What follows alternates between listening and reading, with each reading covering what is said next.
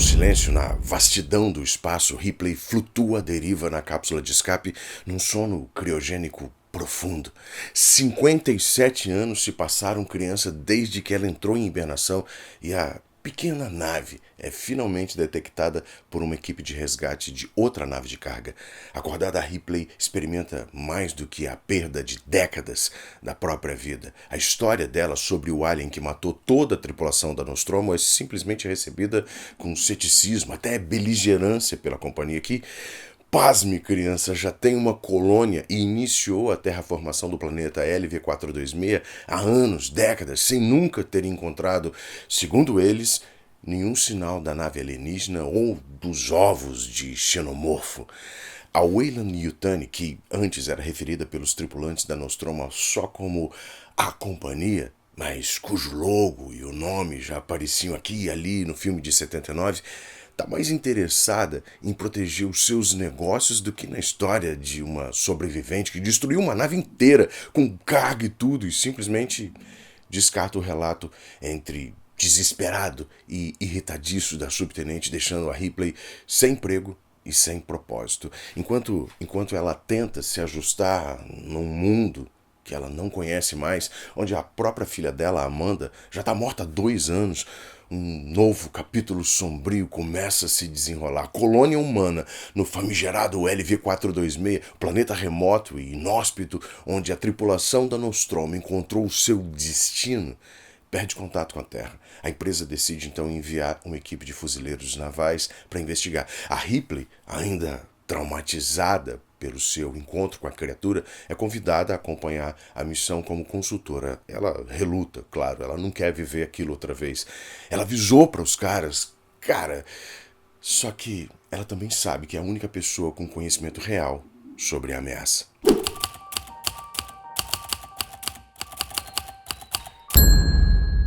Elevada à categoria de tenente de primeira classe a bordo da nave de assalto Sulaco, e aqui cabe uma curiosidade. Sulaco é o nome da província onde se desenrola a história do livro Nostromo, do Joseph Conrad, considerado um dos grandes clássicos de língua inglesa na literatura. Bom, a Ripley segue os fuzileiros como consultora civil e se vê numa missão cercada por soldados extremamente confiantes e arrogantes que subestimam completamente o perigo que aguarda a todos eles no planeta logo ali embaixo. Sim, eles acordam do sono criogênico e agora estão em órbita de LV-426. Ela ainda se vê assombrada pelos pesadelos e memórias do passado, tenta se preparar psicologicamente para o que eles podem encontrar, vendo os fuzileiros liderados pelo inexperiente Tenente Gorman e pelo Sargento Apone tratando a missão como uma operação de rotina. A atmosfera a bordo da Sulaco é uma mistura de bravata militar e despreocupação, contrastando fortemente, muito fortemente, com a ansiedade silenciosa da Ripley. A única pessoa que parece levar a sobrevivente da Nostromo a sério é o androide Bishop, com essa calma e inteligência que oferecem um contraste bastante intrigante com os humanos ao redor. Mas, mesmo assim, ele é rechaçado por ela, pela Ripley, desconfiada que é de qualquer sintético, afinal de contas ela se lembra, nós nos lembramos muito bem do que aconteceu com o Ash no primeiro filme. A equipe se prepara para descer à superfície. A Ripley tenta alertar os soldados sobre o que eles devem encontrar lá embaixo, mas a resposta deles é só mais indiferença, mais zombaria. Só me diz onde eles estão, cara. A soldado Vasquez graceja segurando a mão como se fosse uma arma e ela vai fazendo poses, toda aquela empáfia militar. Pois bem, agora nós estamos na nave de descida que se aproxima do planeta. A paisagem árida, hostil, tempestuosa de LV-426 vai surgindo através das janelas, dos monitores, um lembrete gritante de que eles estão entrando em território perigoso e desconhecido. A tensão agora começa a ficar um pouquinho mais palpável. Mesmo os fuzileiros mais confiantes começam a sentir um pouquinho do peso da incerteza, menos o soldado Hudson, vivido pelo Bill Paxton, que é um palhaço. A Ripley, apesar de tudo e de todos, sabe que o verdadeiro horror ainda está por vir. James Cameron não era ninguém e teve essa ideia para um roteiro que seria uma sequência do assombroso, cultuado Alien do Ridley Scott. Aliás, o James Cameron era pior do que ninguém. Ele tinha dirigido essa tosqueira absurda chamada Piranha 2 Assassinas Voadoras de 1981, que é uma sequência abjeta, inassistível do sacadíssimo terror B Piranha, que o Joe Dante, diretor de Gremlins, tinha dirigido para os estúdios do Roger Corman em 1978. Piranha é sim uma cópia barata de Tubarão, mas até o Spielberg elogiou o filme e eu particularmente adoro. Mas a sequência dirigida pelo Cameron, o primeiro filme dirigido pelo James Cameron, é tão ruim que é considerado um dos piores da história do cinema, além de ter sido abominado pelo próprio diretor, a ponto de ele se referir a O Exterminador do Futuro como o seu primeiro filme.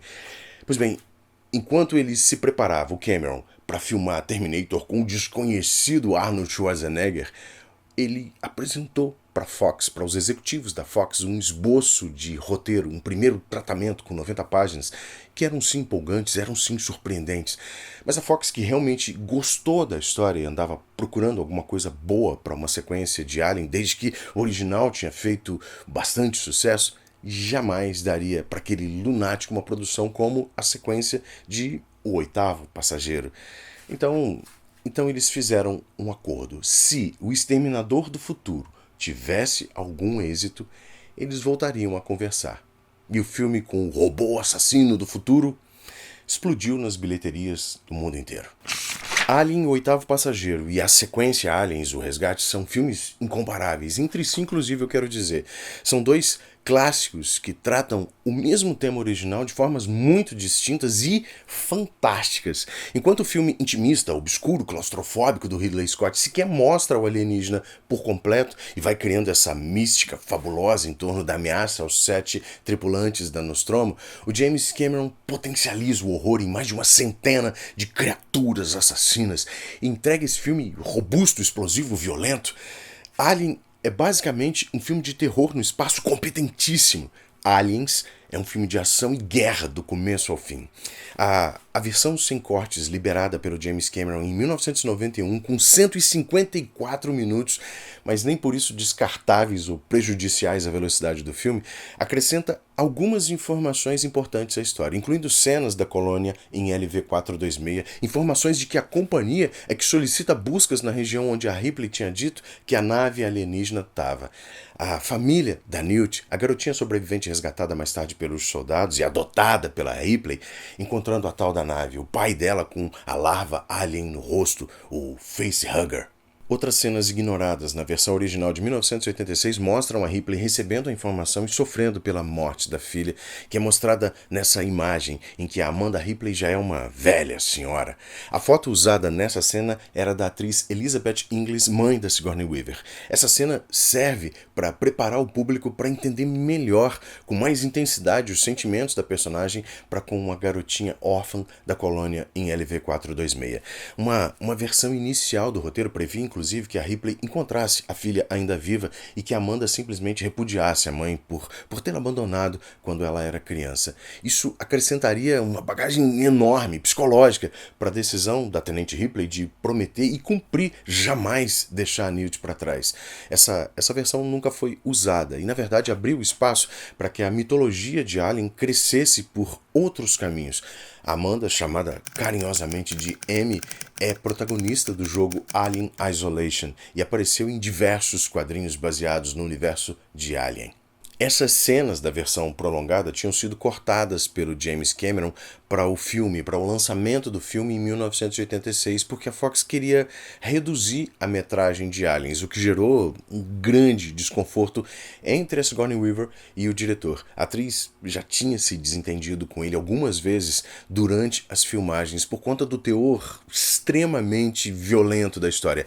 A eliminação desse fator dramático do filme fez com que os dois levassem anos para se reconciliar de verdade. O que aconteceu, de fato, afinal, ela é uma das estrelas da franquia Avatar. Mas voltando à trama de Aliens, a companhia manda o seu representante, o ator Paul Reiser, interpretando o cebosíssimo Carter Burke, procurar a Ripley depois que eles perdem contato com a colônia. Ela inicialmente recusa qualquer ajuda, como eu mencionei, mas mas acaba por aceitar ser consultora dessa equipe de militares que parte em direção à LV-426 para uma missão de resgate, uma viagem só de ida para o inferno, criança. As centenas de colonos geraram centenas de criaturas assassinas que são chamadas pela primeira vez aqui de xenomorfos, uma preleção dos militares, ainda na Sulaco, usa esse termo. E em pouco tempo a equipe de resgate percebe que não tem a mínima chance, que eles estão presos no planeta e que não vão durar mais nem uma noite. O ator Lance Henriksen, que interpreta o androide Bishop, ele teve com James Cameron no grotesco Piranha 2 e foi um dos policiais que prendem a Sarah Connor em Terminator. Ele tinha jurado para si mesmo que ia desistir da carreira de ator se Aliens não vingasse, mas ele entra para a mitologia da série, da franquia, como esse androide cientista que, antes renegado pela Ripley, acaba por ser o seu principal aliado na luta final contra a rainha. Calma, criança, a gente vai falar dela, da mãe de todos os aliens. Quanto ao Lance Henriksen, o ator teve também no equivocadíssimo Alien 3 e no meia-boca Alien vs Predador, onde ele atua como o fundador da companhia, o Charles Bishop Weyland, uma espécie de molde original para o sintético Bishop. Já a equipe de fuzileiros, o batalhão de resgate, uma informação interessante é que os atores e atrizes participaram efetivamente de treinamentos militares reais, exceto o Michael Biehn, que entrou mais tarde na produção depois que o James Cameron demitiu James Remar, o ator que interpretaria o Cabo Hicks, por divergências de opinião sobre o filme e o personagem. Aliás, o James Cameron é conhecido no meio artístico por impor despoticamente as suas opiniões e a forma de trabalho. Nada de democracia no meu set, criança. Também o ator William Hope, que faz o Tenente Gorman, ficou de fora desse treinamento. O Cameron queria que ele passasse essa ideia de inexperiência, de insegurança de um militar novato que titubeasse diante do perigo, que hesitasse fatalmente no campo de batalha. O Michael Biehn já tinha trabalhado com James Cameron como o herói de O Exterminador do Futuro. Em Aliens, ele repete essa fórmula que o diretor criou para os filmes. Personagens masculinos menores, até descartáveis, quase apoios servindo de escada, diante de heroínas duronas, vencedoras, como a Sarah Connor da Linda Hamilton em O Exterminador do Futuro, como mais tarde seria a Lindsay Brinkman da Mary Elizabeth Mastrantonio de O Segredo do Abismo, e até a rebelde e apaixonada Rose da Kate Winslet em Titanic. Em Alien, o Oitavo Passageiro, a gente demora para perceber que a Ripley é a nossa protagonista. E isso é maravilhoso. Na verdade, eu sempre tive para mim que, até pouco mais da metade do filme, a tripulação da Nostromo como um todo é a protagonista da história, como se fosse um corpo único que vai sofrendo perdas. A Ripley assume o comando quando o Capitão Dallas, do Tom Skerritt, desaparece. O comando da nave, eu quero dizer, pela sua condição de segunda em comando, mas também o comando da história. Aqui em Aliens, a gente já sabe, já identifica a Ripley como a grande heroína, a grande protagonista, e o seu arco de personagem se expande brutalmente quando a Newt entra na história, o que é muito mais notável até na versão estendida do filme. Essa relação não só reforça o instinto protetor da Ripley, como também adiciona camadas ao personagem, ao desenvolvimento da personagem. O paralelo entre a Ripley e a Rainha Alien, ambas lutando pelas suas crias, é a cereja do bolo. E aqui eu preciso buscar outro paralelo, dessa vez com o futuro da personagem em Alien Resurrection. Eu sei, é um filme muito desastroso, mas que trouxe essa ideia interessante. Em Resurrection, as duas personagens, Ripley mãe e Rainha Alien, também mãe, elas se moldam numa criatura só. Eu sempre achei essa uma ideia muito forte, mas vá lá, extremamente mal realizada no quarto filme, mas sim, interessantíssima. Então chega aquela hora de a gente separar alguns beats, algumas sequências da estrutura da história para analisar. Eu queria trazer 2 beats aqui para você que se destacam particularmente. O primeiro deles diz respeito à escolha que a Ripley tem que fazer logo no início. É um momento de negação do herói na jornada do herói do Joseph Campbell, ou o debate que o personagem tem consigo mesmo, com os seus medos, os seus valores, os seus traumas. A Ripley tem todos os motivos do universo para não aceitar embarcar na Sulaco com os fuzileiros, não aceitar a proposta da companhia de ajudar os marines a descobrir o que houve com a colônia em LV-426. Ela reluta em reviver o pesadelo da Nostromo, ela resiste, mas como nós sabemos, ela percebe que talvez seja a única pessoa capaz de impedir uma tragédia muito pior do que você pode imaginar, que a companhia decida trazer aliens para a Terra. Ela tem a chance de destruir a nave alienígena, acabar com todos os malditos xenomorfos. Então a Ripley faz a escolha dela e embarca na Sulaco. Esse momento é poderosíssimo, porque não é só uma decisão externa da personagem, é um marco na jornada emocional dentro dela mesma. E está muito bem fundamentado em todos os graus. Muitas vezes roteiristas incluem a negação do protagonista de uma forma muito descuidada, apressada, mas aqui, criança, a gente embarca na decisão com a Ripley. Ela poderia ter recusado e seguido com a vida dela, mas ao aceitar, ela reafirma a essência da personagem, uma sobrevivente que não se conforma passivamente com o que o destino ou a companhia impõe.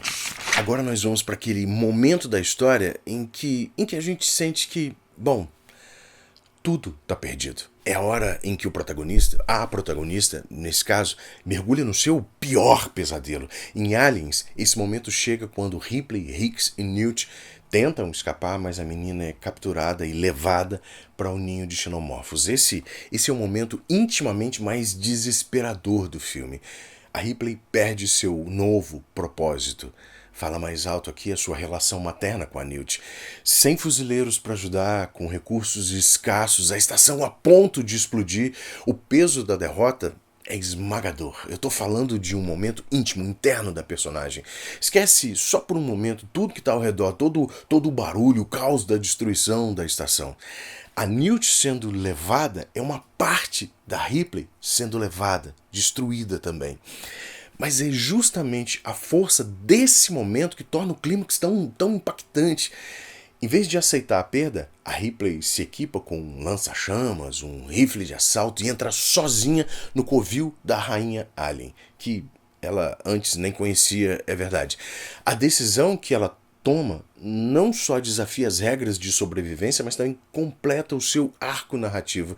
De vítima fugitiva do terror cósmico, a caçadora implacável. Essa aqui é uma análise pessoal minha da história, a minha versão de o que importa de verdade nesse filme. E o que importa são esses dois beats, esses dois momentos que são a espinha dorsal do roteiro e demonstram como Aliens não se limita a sequências de ação explosivas, mas também construíram essa jornada emocional poderosíssima para Ripley. Dois momentos que conversam com o mesmo sentido de propósito da personagem. O que nos leva à rainha. Vê só, criança. Se no primeiro filme o xenomorfo parecia essa criatura solitária e predatória imbatível, Aliens introduz a rainha como essa entidade colossal, inteligente, que coordena a colmeia. O sentido de colmeia aqui é muito forte. Os zangões agindo como um organismo só, amando dessa entidade. A revelação da rainha expande o universo e até a biologia da espécie, tornando os aliens uma força coletiva, uma força universal. E nós chegamos ao confronto final entre a Ripley e a rainha como um dos momentos mais icônicos do cinema, consolidando a Ripley como uma das maiores heroínas da ficção científica de todo o cinema de ação. Sigourney Weaver passava a habitar com louvor e status de rainha o topo das listas das atrizes que podiam se equiparar com pesos pesados do cinema de ação. Schwarzenegger, Stallone, Bruce Willis, para ficar só nos nomes que enchiam os cinemas na década de 1980. Ela carrega a Newt nos braços, abre caminho por entre a colmeia, destruindo ovos, desafiando a rainha. A contagem regressiva e as luzes piscantes remetem ao fim de Alien, com a mãe na Nostromo avisando que ela tem pouco tempo para escapar, mas aqui elevado à enésima potência, a uma explosão nuclear capaz de exterminar tudo por centenas de quilômetros. Ripley parada na plataforma em desespero, tudo está perdido. Newt nos seus braços, o elevador subindo, e nós sabemos, ela sabe que a rainha está vindo no seu encalço. Fecha os olhos. Ela diz para a menina, mas é como se ela dissesse isso para nós. O Bishop surge no último segundo para resgatar as duas, mas a rainha segue escondida no trem de pouso na nave. Assim como em Alien, a criatura estava com a Ripley no seu bote salva-vidas, a rainha está com eles na Sulaco agora. Haja coração, criança! E segue-se a luta final de um dos melhores filmes já produzidos na sétima arte, com a famosa frase "Get away from her, you bitch". Aliens: O Resgate não é só uma sequência digna para Alien: O Oitavo Passageiro, mas um filme que redefine a própria identidade. O James Cameron resgata um conceito que já era aterrorizante e conduz essa história como um espetáculo grandioso, onde o horror da sobrevivência se mistura à ação implacável. O filme pavimentou o caminho para a fusão entre ficção científica e filmes de guerra, influenciando uma geração inteira de cineastas, roteiristas, até criadores de jogos. Basta a gente olhar para franquias como Halo, StarCraft ou até Gears of War, todas elas reinterpretações dessa estética e tensão militarista. A importância de Aliens também se estende ao próprio cinema. O James Cameron declarou uma vez que uma sequência não precisa simplesmente repetir a fórmula original, mas pode expandir seu universo de maneiras inesperadas. É claro que Sigourney Weaver se consolida aqui como uma das grandes protagonistas da ficção científica, mas ela também mostra que personagens femininas fortes não precisam ser meras coadjuvantes ou interesses amorosos, meras mocinhas que saem gritando quando o monstro aparece. Sim, existiu durante um tempo um viés de crítica à masculinização das personagens nos filmes do diretor James Cameron, mas a Ripley está muito longe disso, assim como a Sarah Connors de O Exterminador do Futuro.